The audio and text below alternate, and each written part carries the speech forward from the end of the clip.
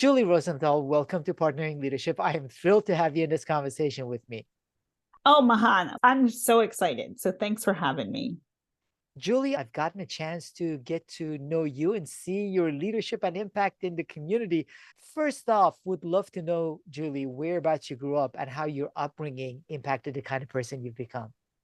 So, for any Billy Joel fan out there, I grew up in a town known as Oyster Bay, Long Island. I don't even say Long Island anymore. It is two words, but I definitely was that person.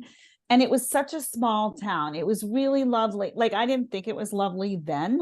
But now, when I look back, our high school was 500 kids. It was public school. We had two elementary schools that fed into one middle, which fed into the high school. That's it.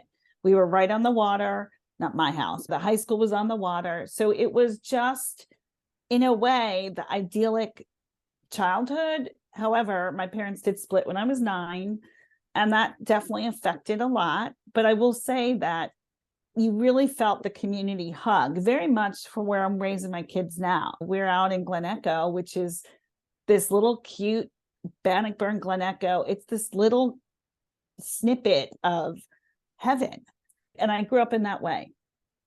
The divorce that your parents went through had an impact on you. How did that impact you at that stage in your life, Julie? I think it made me grow up really fast because I have an older brother and my mom had to work. And so she worked nights, and she wasn't home a lot. So I learned to cook early on and was very independent. I would cook for my brother and I. She was around, but I would have to step in. We saw my dad all the time, but it was just, you definitely mature faster. And I think in a way it was great, but in middle school, I was a little bit ahead of the kids. So I didn't actually feel like I fit in until really I went to college. And what then brought you to University of Maryland for college? So the story goes, my brother and my dad went to the University of Pennsylvania. And I was dying to go there, not because of the academics. They had this amazing theater troupe. I went to see my brother and I was like, oh my gosh, it was like a club. And I was like, I want to do that. But anyway, my SATs weren't high enough. So I had asked my brother, I really wanted to go to a big school. I wanted to go to a big school near a city with all the pep and the football games and all of that. And so Maryland was high on my list. I didn't know. People here were like, we have too many Long Islanders. I had no idea. And so I went to Maryland. I absolutely fell in love with the area. I remember calling my dad the first day I drove into the city and I didn't cross a bridge or a tunnel and pay a toll and park for $25. It was amazing. So I just stayed and started my career. You picked a better school, Julie. You picked a much better school. As a Without a Maryland doubt. Terrapin, I love it. I'm a Terp through and through. I think you were a couple of years ahead of me at Maryland, but Maryland had an outstanding school of journalism, and that's what you studied. What got you involved in journalism? I really didn't know what I was going to be when I grew up. And I had interned for my aunt's sister in New York City, and she was at a fashion PR firm.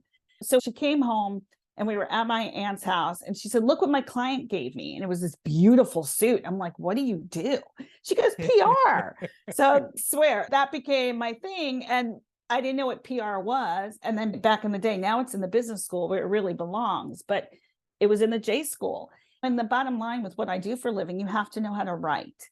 And they really gave us a wonderful foundation for that. And I really enjoyed it. And now that journalism school is like top.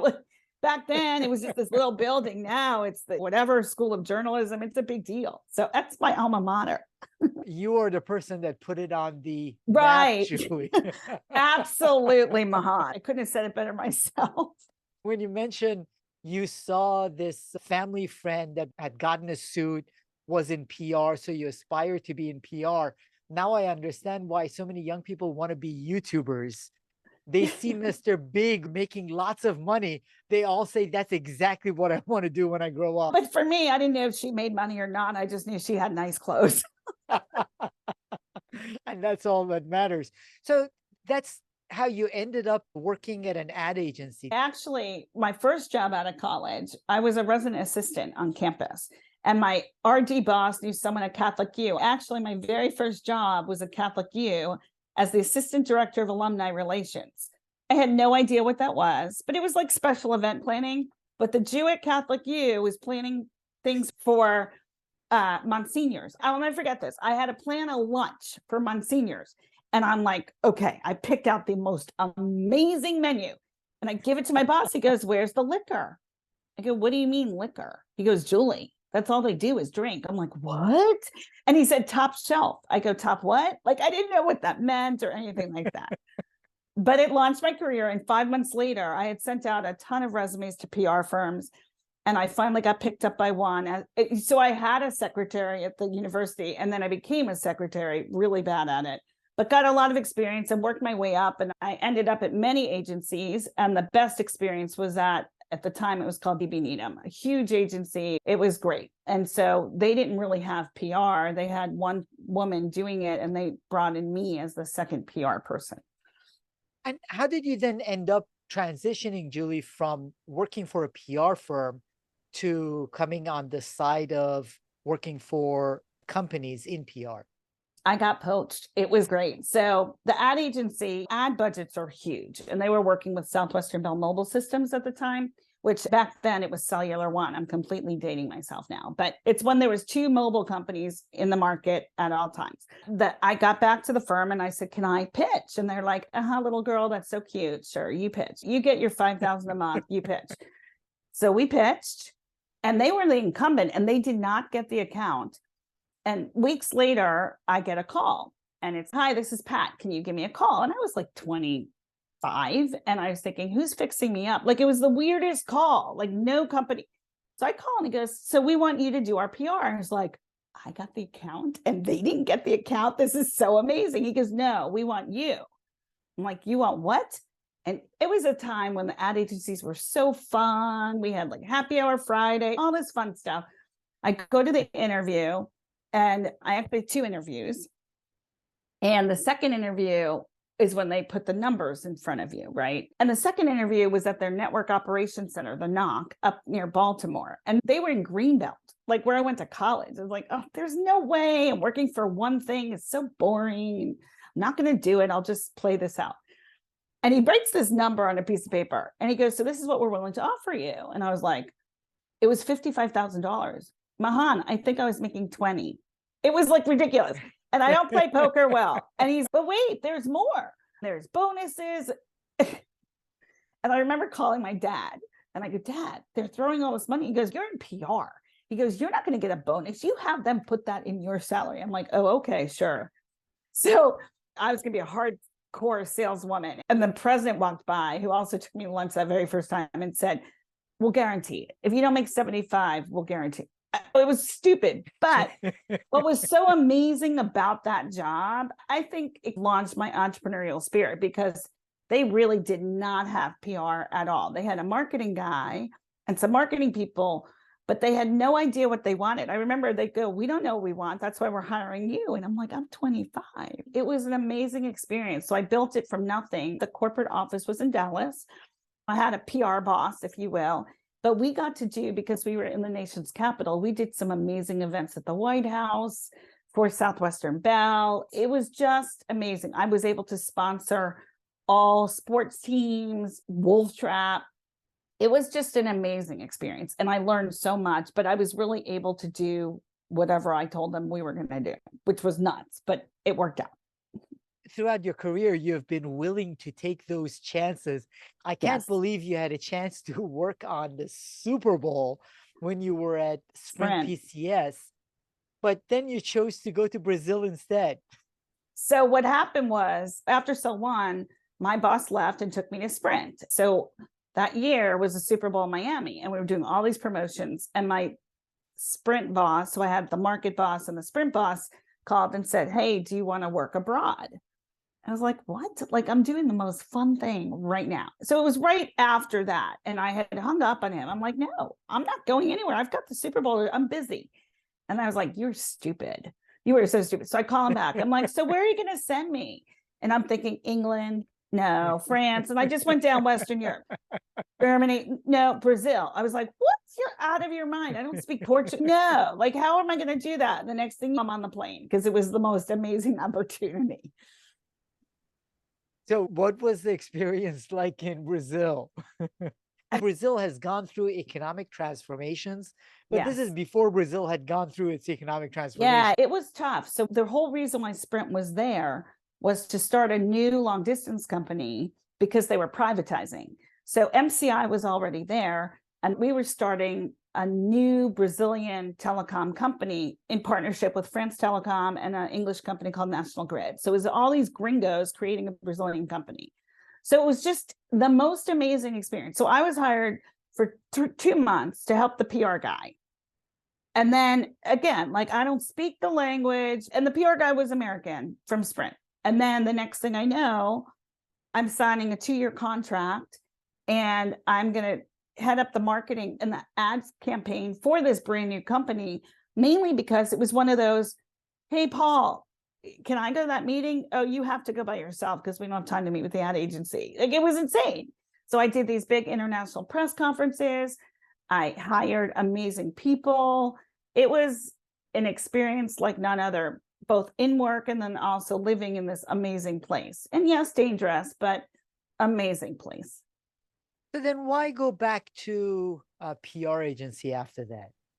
Yeah, that's a good question. I swear I would never do that. So what happened was, after the project ended, they basically took us off the beach in Brazil in summer and put us in Kansas City, where Sprint was based, in winter. You are killing me right now. I'm not doing this. And working at the big corporate, it's not my thing. I like building things from nothing. All they did was PowerPoints, build a deck. So I separated from the company, and really their only jobs to come back to were agency jobs. And I had the choice, I'll never forget, between Ketchum, which is well established, or this startup, which was an offshoot of Hill and Knowlton. So I did the startup, and then they folded. And the story goes from there. It was awful. I hated it. It was the first experience with millennials. Like, millennials wasn't a thing then. But all I knew is these kids in 2000 in a tech company were getting tons of money with attitude. So it was quite the learning. Julie, sometimes the setbacks in life provide us the opportunity to become even better. I love Nassim Taleb's writing, including on anti-fragility, where he talks about breakage, systems and people that become stronger as a result of breakage. You had joined Leadership Greater Washington, were starting the program when you had that breakage in your professional life. Yeah. So I had got back from Brazil. I ran into the former president, Tim Kime, who I had done volunteer work with RAP when I was at Cell One.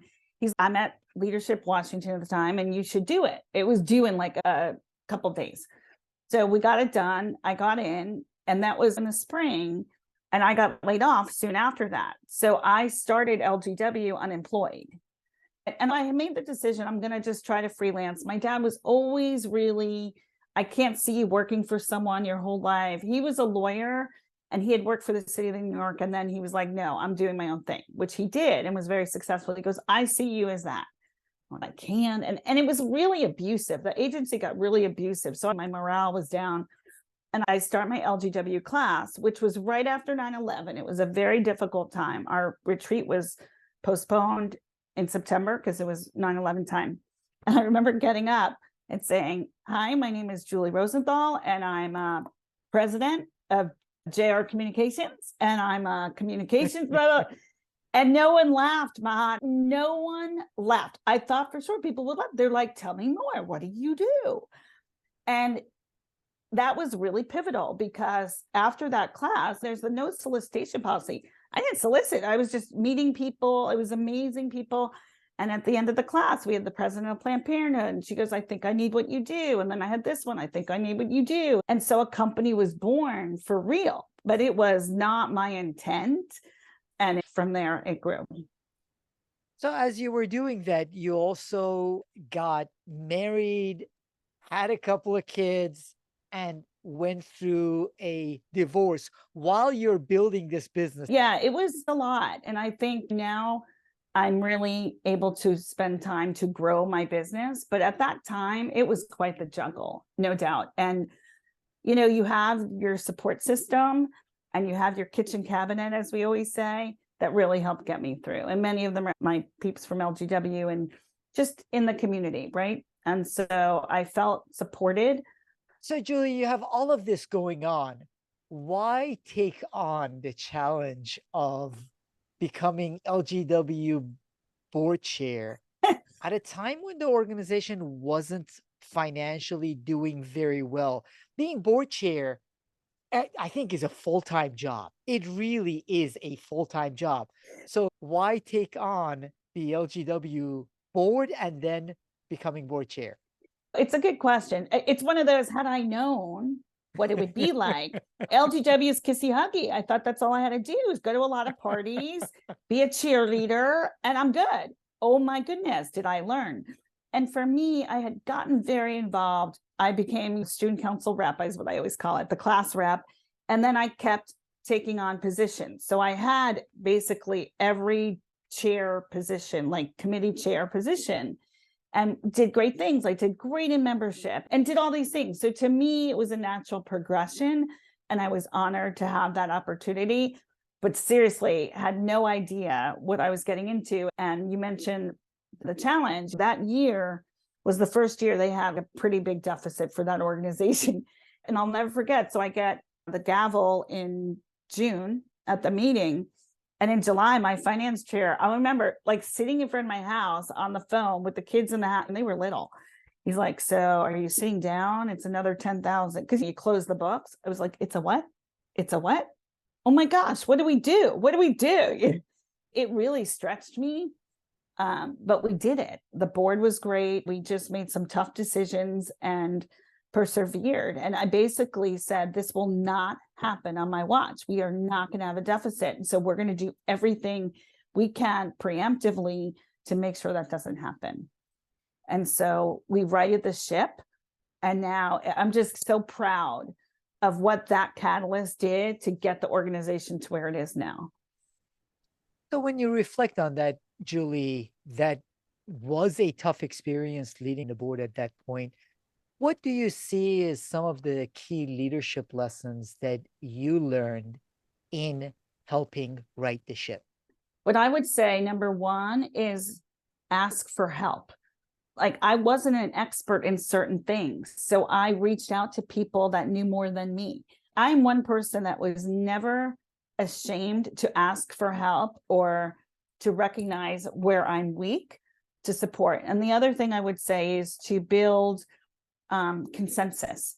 Like, before every board meeting, I built consensus. I make sure I socialize with many board members so we understood, and to get their feedback and test the waters. And I think someone once told me, I don't remember, never walk into a board meeting not knowing the vote. So whatever I present, I knew we would get. And so it was building consensus, collaborating, and asking for help when we needed it. Time and effort to LGW must have taken a lot from you, emotionally and otherwise. I imagine some of those leadership lessons must have also helped you in growing your business, because you've done an outstanding job in growing your organization since then as well. Absolutely. And it's funny, I think now the growth in my company has really come in the past couple of years and in recent months, because now I have the bandwidth to really focus. But I still take those tenets. Like, I am not afraid to ask colleagues for help. I'm not afraid to learn something new. I will say, early on, I was just PR, and I kept thinking my biggest fear in growing my company or being able to still be in business was, I don't know that digital stuff. It intimidated me, and I was so afraid of becoming obsolete. And now we do it all, and I get it. It was really doing some soul searching to say, how am I going to stay relevant? I don't want to use that pivot word, but how do I stay relevant and provide companies or organizations the services they really need? And I still build consensus. I still ask the rabbis for help, if you will, and go from there. So how do you do that, Julie? People running organizations constantly question the value any provider brings to them, Right. including you with your PR and marketing services.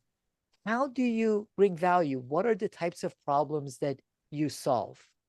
I think the biggest thing bringing value is the things that we don't measure. So yes, we can measure how we're doing with media coverage. We can measure social media metrics, but what you can't measure is these intangibles. I always joke, one of the services we provide is therapy. Like clients need to vent. I used to say, Lucy, the doctor is in 5 cents. There's a lot of that. My style is to really build a relationship, a personal relationship, so that there's such a level of trust. It makes it easier. One example, we had a client recently that was about to have their first fundraiser event. And 6 weeks before, their development director quit. She's a one-man band. And I thought to myself, how can I help? She needs a development person. I have a friend that is on hiatus, brought her in. I put something out with my network. She needed someone in the office and helping her get through. And that is not my services, but that is just, what am I going to do to help this person sleep at night? And how can I add value that way? And the bane or the good part of my business, we're always on. We have to be there. I often talk to clients at 7 a.m. because that's the only time we have. And if a crisis comes up, I say, everyone's do crisis communications. I was like, every day is a crisis. Every day there's something. So I love these firms that build themselves as that. But I was like, every day it's a different kind of crisis. So I would say that it's the intangibles and it's really building that strong relationship. So as you build those relationships, Julie, what are the types of value that you're bringing to these clients? I think direction. We work with a lot of nonprofits, some bigger, some smaller, and they really don't have the bandwidth or the people to do what needs to be done to tell the world about their services. We're in the storytelling business. So the value we bring, and what I tell them is, now I can really be your outsourced Marcom department until you figure out, do I want a person in-house? Having my agency background, I really got to see both sides. So I was agency and I was corporate. So I've been the client and I've served clients. So I really focused on building a company that would hybrid it, if you will. And so that we really embed ourselves. Sometimes my teams were too embedded because they think we're going to be there all the time. But to me, that's a good problem to have. You can set boundaries there, but I think it's really providing this need to tell their story that they just don't have the capacity to do. As you do that, Julie, and sometimes I feel the same way, in that I'm sure you take on some of the challenges, emotional and otherwise, that your clients are experiencing. So how do you maintain that balance as you're growing the business, Julie? It's very hard for most people, most especially when you have your name on the business, and for Yes. quite a while you have been the business. Yeah, so we're actually getting our people more out there now too. And so my team, many of them are not in the DC area. They're in different states around the country, but they've been working with these clients for a long time. So it's funny you ask, because we just recently had a thing about who sends what to the client so that they get to see all the other names, and everybody's on calls, because people to this day still think it's just me. And there's no way I could do what I'm doing is just me. And people are getting the whole JRC team, like they're getting that there's an engine here and they don't have to just call me. On the other side, your sons are also very important to you and close to your heart. How do you maintain enough of a balance to stay focused on them? Because I'm sure the same way I feel about my girls, you feel about your sons. It's like blink of an eye. Where did the time go? So first of all, this whole blink of an eye thing, if my oldest tells me one more time he's 1 year away from driving, I might hit him. I'm like, la, la, la, la, la, I can't hear this. Like, and the thought of you driving scares me. But anyway, so there's that. They're also teenagers now. And so they don't want to hang out with mom so much. But we do spend a lot of time. And I try to spend time with them individually. They're polar opposites.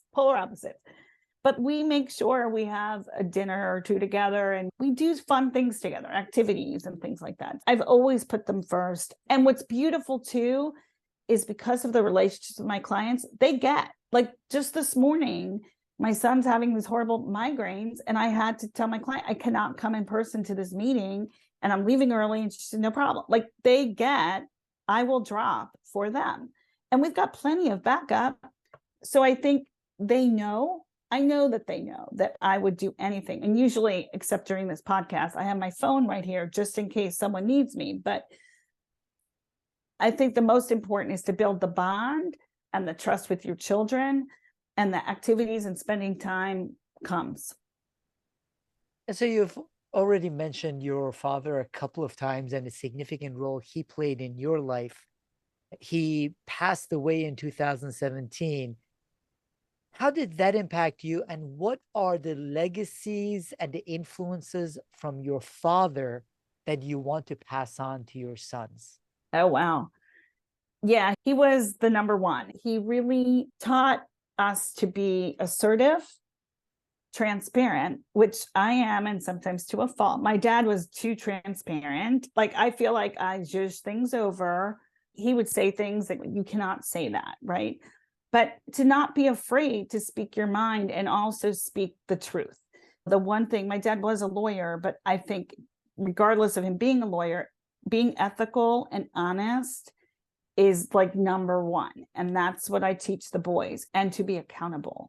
I don't want to hear it was his fault. Like each of us had a role here. I'm not going there. So my dad really instilled these values. And the biggest one was, at the end of the day, you got to be a good person.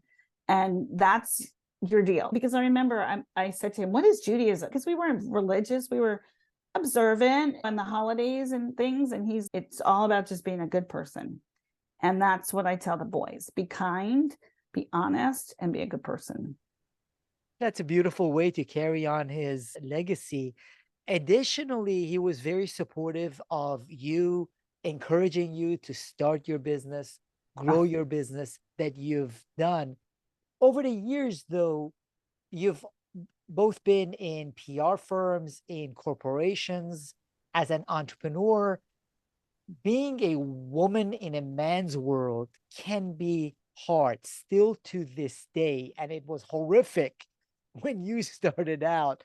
So when younger women leaders seek your advice, what is the advice you have for them to be able to do well in their careers, whether they choose to work in organizations or go independent as you have?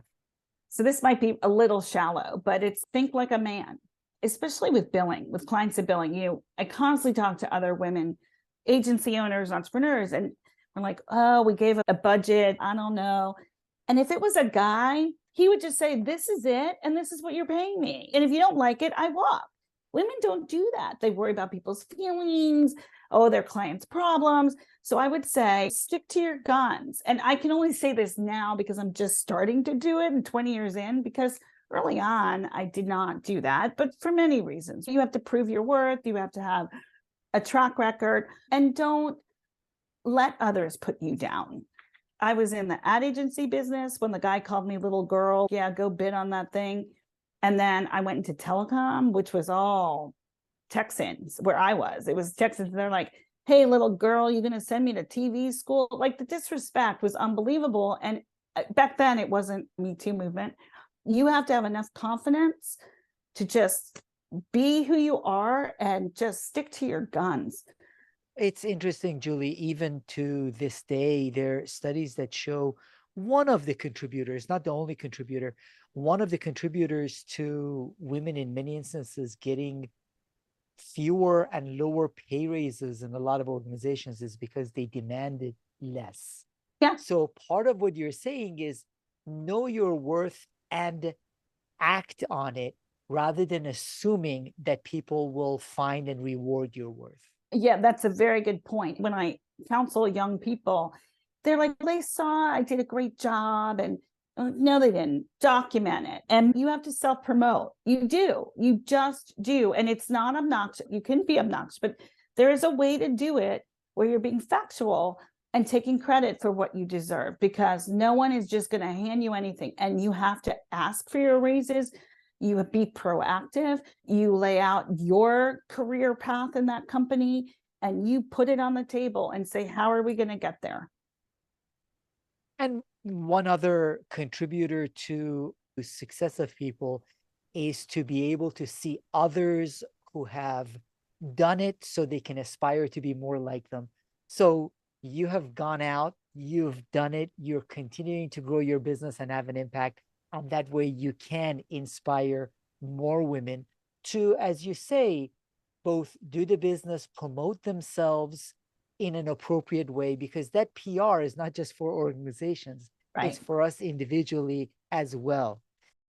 Now, your organization has been growing. You have launched a brand new website, which is outstanding.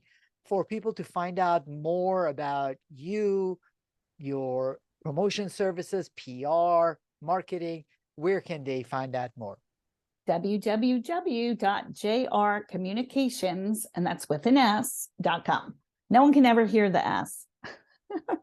jrcommunications.com, and really appreciate you sharing your story, Julie, the leadership you've shown in the community, various organizations, including Leadership Greater Washington, and setting an example both in adding value to the many organizations and nonprofits that you're providing services to, but also setting an example for young women leaders as they aspire to do more, be more. Thank you so much for the conversation, Julie Thanks, Rosenthal. Mahan. I really appreciate it.